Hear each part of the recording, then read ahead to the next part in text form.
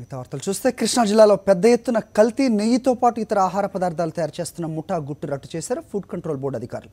20 బృందాలుగా ఏర్పడిన అధికారులు విస్తృత దాడులు చేశారు. విజయవాడ, నున్న, సత్యనారాయణపురం, సూరంపల్లి, పాయకాపురం, ఆటోనగర్, ప్రసాదంపాడుతో పాటు పలు ప్రాంతాల్లో పెద్ద ఎత్తున సోదాలు జరిపారు.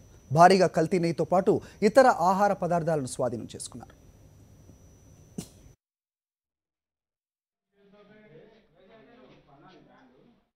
కండక్ట్ చేసాం. ఇక్కడ జోన్ 1, 2, 3 మూడు జోన్ల నుంచి దగ్గర దరిదాపు 20 మంది ఫుడ్ సేఫ్టీ ఆఫీసర్లని ఇక్కడ డమ్ చేసి మార్నింగ్ సర్ప్రైజ్ ఆకస్మికంగా విజయవాడలో ఉండే మారుమూల సందులు గొంతులు ఎక్కడ నెయ్యి తయారీ కేంద్రాలు ఉన్నాయో అక్కడ ఆకస్మికంగా దాడి చేసి నెయ్యి శాంపుల్స్ని పరీక్ష కొరకు అనాలిసిస్ కోసం తీసాము.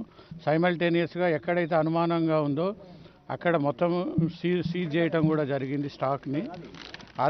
అదే పర్వంలో ఇక్కడ ఈ మారుమూల ప్రాంతంలో కృష్ణవేణి ఫుడ్స్ అని పేరుతోటి అతను తయారు చేస్తున్నాడు.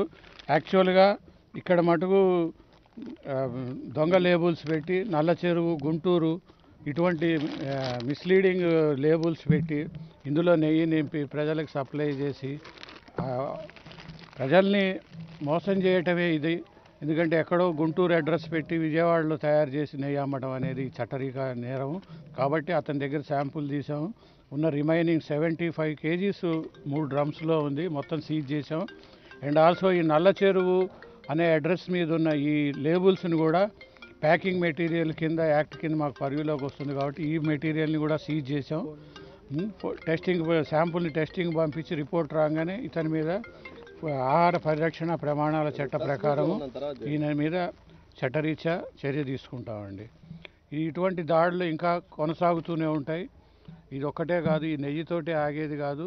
అన్ని రకాల ఫుడ్ ఐటమ్స్లో స్పెషల్ రైడ్స్ కండక్ట్ చేసి విజయవాడ టౌన్లో సరౌండింగ్స్లో ఎక్కడ కంప్లైంట్ వచ్చినా ఇటువంటి దాడులు కొనసాగుతూనే ఉంటాయి.